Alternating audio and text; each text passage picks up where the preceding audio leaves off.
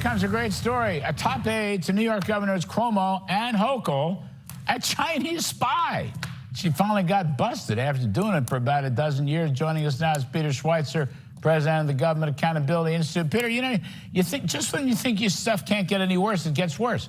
And by the way, just technically, she wasn't registered as a foreign agent, which made me think of Hunter Biden. But I'll defer to you. What do you know about this story, if anything?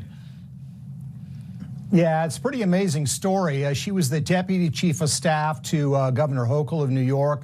Before that, she was the deputy chief for diversity for Andrew Cuomo. She did a bunch of favors for the Chinese, according to the indictment. Among them, she got Chinese officials access to private New York State government phone calls discussing how they were going to deal with COVID-19. She changed statements to make them more pro-Chinese. She even basically falsified or listed that Chinese officials were coming as guests of the state of New York so they could get visas to travel to the United States.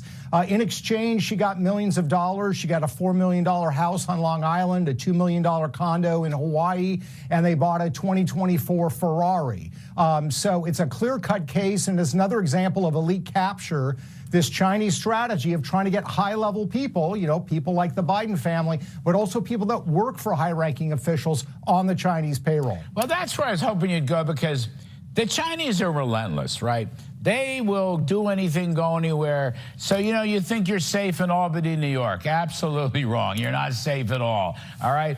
And they, you know, the question now is what other governors, what other state houses, what other Senate and House staff members, Peter Schweizer?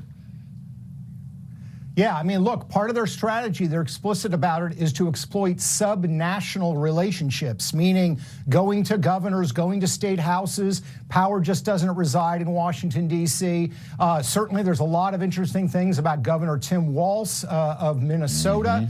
No transference of funds, but clearly has a lot of relationships with so-called United Front groups. Probably more of a so-called fellow traveler than he is somebody who's being paid. But this is precisely the Chinese strategy. They used it against Trump. One of the ways they tried to undermine Trump was by getting state and local elected officials to criticize him and undermine his strong positions on China. Yeah, well, we don't have time, but Hunter Biden, you know, dealing with Chinese investors, members of the Communist Party, national security, never registered as a foreign agent. Lord knows what he was up to. We'll cover it in another segment with you. Peter Schweizer, thank you, my friend. We appreciate it very, very much.